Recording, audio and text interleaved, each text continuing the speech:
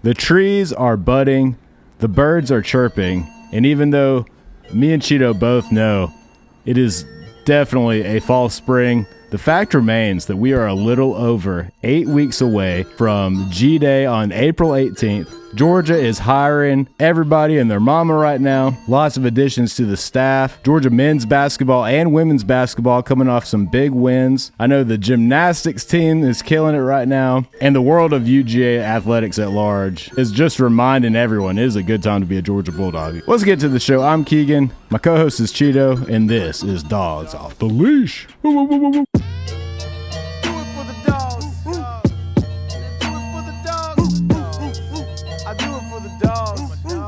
So Keegan, as you mentioned, there's a lot of moving pieces around the University of Georgia.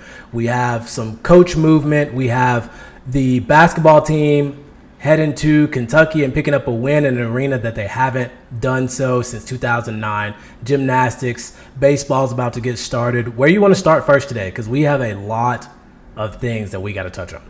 Major shout out to Josh Brooks and what he's got cooking up for us. The 4 hires that Georgia has recently made have been keeping every Georgia fan's notifications running around the clock. So I just want to start there. So for me, I think the most important hire is by far Larry Knight. And if you look at this Georgia football team over the past few years, where is one position that we have consistently struggled? I know I complain about the vertical passing game and some of the offensive coordinator's tendencies to not be a great play caller. But for me, it's the offensive line. Kirby addressed that with Paul Rosher and has Stacey Sorrells back in the analyst role now. And then Larry Knight. And I loved your post, Keegan, about the Night of the Seven Kingdoms. That's all over Twitter right now. But as far as Larry Knight, he comes in and replaces Kadira Uzo-Duribe, who got hired on by the Dallas Cowboys. So he's had a few stops. He's an Augusta, Georgia native. But looking at some of his work, they talk a little bit about his Arkansas State stint. He brought that team to a top 10 team as far as sacks go. The year before he got there, they had 19 sacks. The year he got there, they jumped up to 39 sacks. That is a lot of production, and I can only dream about what that would look like with a room of outside linebackers as talented as Georgia. We have Gabe Harris coming back. QJ Johnson started killing it last year. We have a lot of the younger guys, Chase Linton, Isaiah Gibson. This defensive line, this linebacker unit, and the secondary are all going to be extremely good next year. Adding a specialist or a coach who can teach our specialists how to get to the quarterback, I think is paramount. And I think that is such a big, big addition to this Georgia staff, and I'm really excited to see what he brings in year one. Yeah, I think there's several position rooms where you could argue that they are the most talented group, but the front seven, especially of this team, going into 26, looks like a strength for us, and it's all about maximizing your strengths. Like, you don't want to fall short. Of course, you want to shore up weaknesses, but if you can maximize your strengths, it's a big deal. It's like if you're at Georgia, you're not going to have a bad outside linebacker coach probably while Kirby's there. So I don't think you can necessarily go wrong when you have so many talented guys to hire from. I know I personally was leaning into the Jarvis Jones potential there, and he's doing great things at Carver High School, so I guess he'll continue to ball out as a coach over there. But I think Larry Knight really brings a specific type of mentality that just is a little bit more quarterback sacking centric, which is awesome. And I know, like on Dog Nation recently, they've talked about how the focus of the team and Kirby throughout the pressers was stop the run the ball, and that focus really helped elevate what this team could do. So I just think it speaks to what happens when you bring in any individual with an emphasis.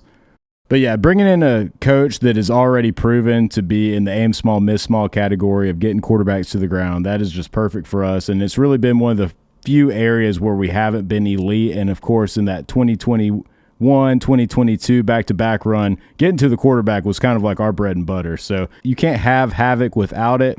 And as talented as our secondary is, we are a little young, so we could use all the help we can get in the front seven, especially in the outside linebacker category.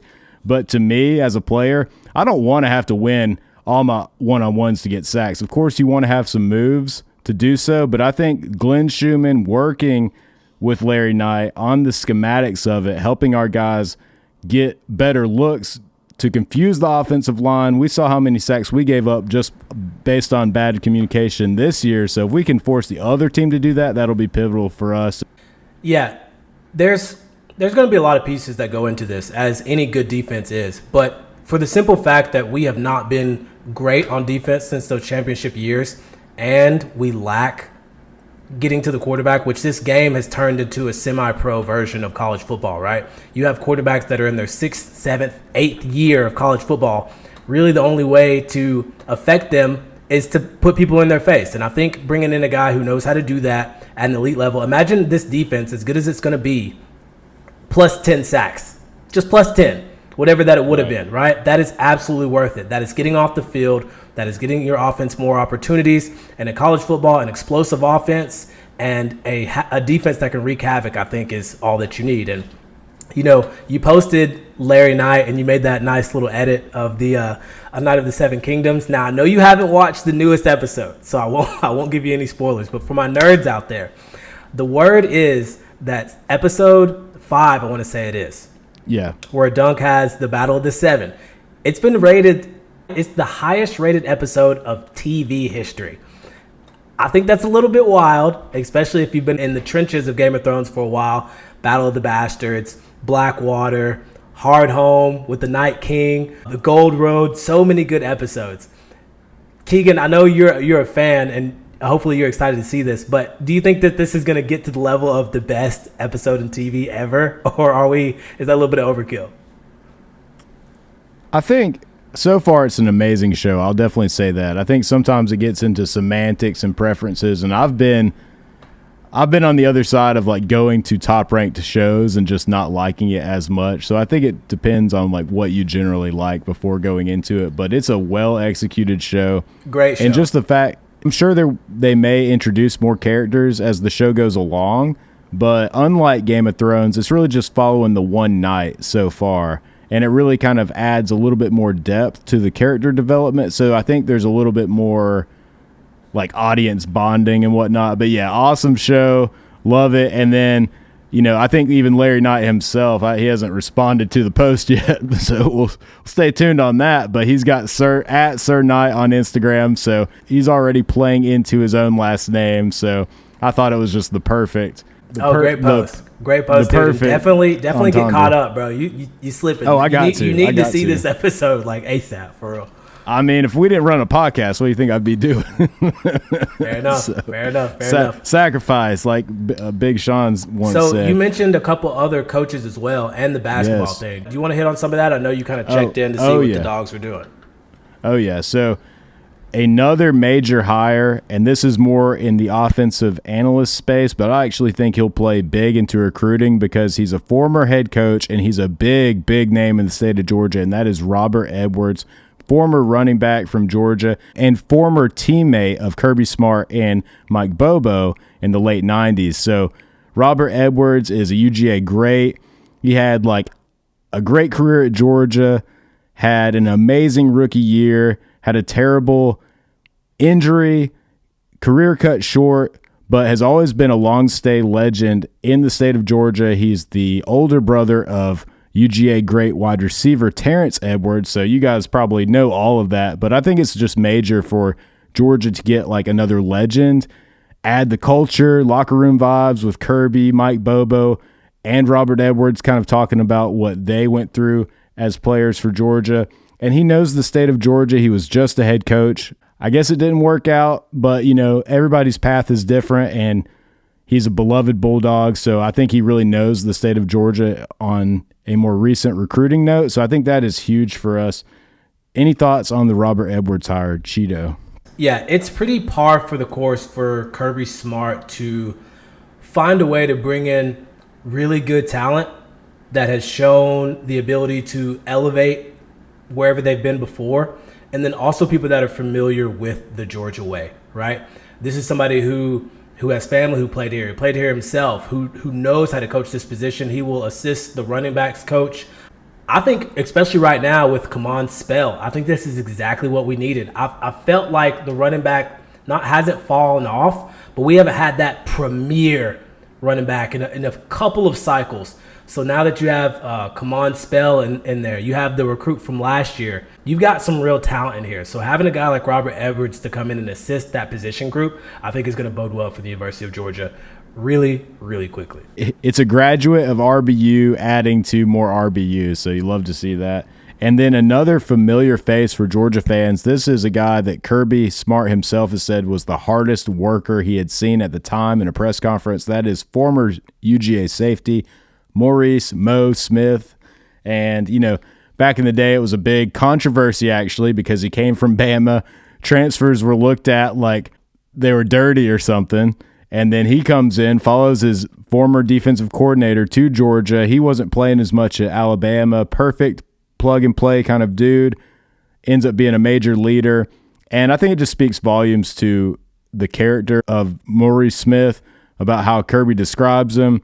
And then obviously that probably was a big part of why he got hired. When he came to Georgia, I really remember that kind of being around the time that Georgia really kind of got off the ground as far as like being a championship contender and a threat. You know what I mean? It was about that time when he came here from Alabama, and the Georgia not that he was the reason, but the program as a whole was just getting ready to elevate to that position. You know what I mean? So I always remember him for that era of where Georgia was transitioning from the B+ university to the standard. For sure. And I think that like on the defensive side of the ball, especially because Georgia had been pretty consistently good on the offensive side of the ball in the Mark Richt days. There was never a year where we just, well, there were a couple, but we did pretty good. Defensively, we had fallen off. There was definitely not a standard there. And Kirby brought all of that and brought someone who knew it intimately well. And that probably helped gel the locker room and improve the buy-in. And like you said, I think it was that game winner he had against the top-ranked Auburn, the interception that kind of sealed the deal for us. That was the turning of the tide for that season because, while it wasn't a pretty record at the end that we had, it really kind of showed that, okay, this coach can beat elite teams, and it really helped buy in. It really helped the fans buy in and the players buy in, and Maurice Smith was a major part of that. So big hire there. And we actually had another hire, and that was not as notable, not as name-worthy, but you got to mention this, David Whitlock Jr. He's been an assistant most recently at Kennesaw State University. He played quarterback and cornerback. His cornerback's what he ended his career on, but started as a quarterback at Alabama State University, master's in ed at Auburn. He's the son of educators, and he kind of learned a little bit, I think, under Lane Kiffin to start his offensive career, and he's actually going to be a assistant quarterback coach for us. So, these quality assistant guys, they end up getting promoted. They are a big part of why Georgia is good, and I can't tell you from where we're sitting, who's good and who's not, but it takes a village to raise a dog, I guess, as they might say. So another big hire, but this dude's been at KSU. KSU's trending up.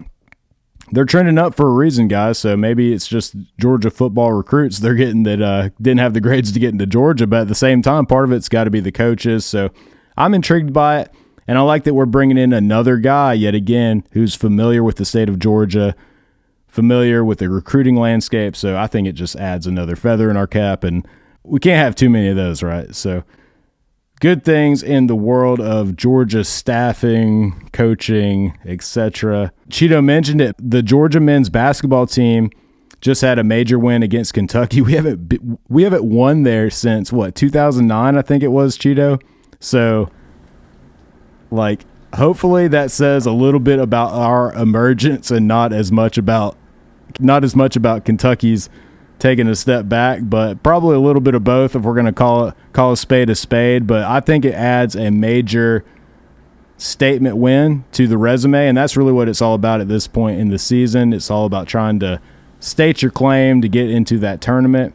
And Cheeto, from what I saw, we have a lot of championship DNA traits on this team, mostly just the fact that we hustle hard. I think we're leading the nation right now in fast break points. We were, at least going into that game. And then the defense, blocking ability, the paint points, all the athletic hustle plays we really got on lock. I think if we can be as consistent shooting, of course, as we were against Kentucky, we're going to be looking really pretty. But that's the only thing I've seen when we have it done well is just going a little cold. So, but you got to love what you're seeing from this team, and like a lot of things that make teams have good runs, Georgia's got. So feeling good about it, dude. Yeah, admittedly, I'm not super locked in on UGA basketball, but I know this coach and this team and this program has really been trying to knock on the door of the tournament for a few years now. And it feels like this year, this team can really make some noise if they get good position. Obviously, there's a few games left in the SEC tournament, but it's come a long way, but they've improved. Like you said, they may be inconsistent, but they are starting to bring in talent. They're starting to address issues. Mike White has been, integral in this team's kind of turnaround to getting to the verge of that point, right? And then not only that, you're starting to see more UGA players actually make rosters in the NBA and starting to be presence on these teams. You have people like Ant-Man Edwards, who was pre-Mike White, but also is the All-Star, NBA All-Star MVP, right? And shout out to some other dogs as well. Matthew Stafford wins the NFL MVP. You have George Pickens, who wins the NFL All-Star Game MVP. So a lot of dogs are putting on right now. And those little things over time, young kids who eventually turn into recruits, wherever they end up going with the transfer portal, if they end up at Georgia, like Georgia starts to build these little things. So from basketball, an attorney appearance would help go a long way to get in-state recruits and local guys to come to Georgia, to believe in Georgia. So it's about building. And I'm excited to see this team get into the tournament and make some noise, not just one and done. Get in there, like showcase some of these guys, these high flyers, Wilkins and some of these other really good players on the team. Like, I'm not super familiar with them yet. Let's turn some of these guys into household names in the college space. You know what I mean? Yeah, and I think that, like I was saying, like they have some things that really make a team have runs. Like I think the things that you really see in the tournament are just unbelievable ball movement and shooters. And sometimes you see the small schools do that and they just keep passing it around and it's just like keep away and then they're knocking down shots. That's one way. And of course, there's a mix of all these things. But then on the other side, you see like the really athletic, really defensive, points in the paint, a lot of second chance points. Georgia's got that on lock right now. We are on an elite level with that. So guys like Wilkinson, Blue Kane, Smurf Millender, if these guys can knock down the shots like they were against Kentucky, we're going to have a really strong chance at making a push because the defense, the blocking, the hustle, second chance points, and the fast break points, those things are all very, very consistent right now. So, and then the Lady Dogs also had a top 10 upset win. So basketball across the whole is looking really good at Georgia. And I know I saw the Gym Dogs were ranked, I think, in the top 10 or something like that. So, yeah, we're doing good across the sports. And as of this Saturday, we will be officially 8 weeks away from G-Day. Supposedly, we're having it because they announced the date. I'm kind of like crossing my fingers there. Not sure if we'll have it or not. Cheeto, any remarks on if you think we even should, like, go to close this out? Cheeto, any remarks on if we should have a G-Day or not, or what do you think on that, on the latest appraisal of a spring game? So it's becoming a thing where teams aren't having it anymore. If Kirby thinks it's good for this team to have that teaching time to do that, I'm fine with it.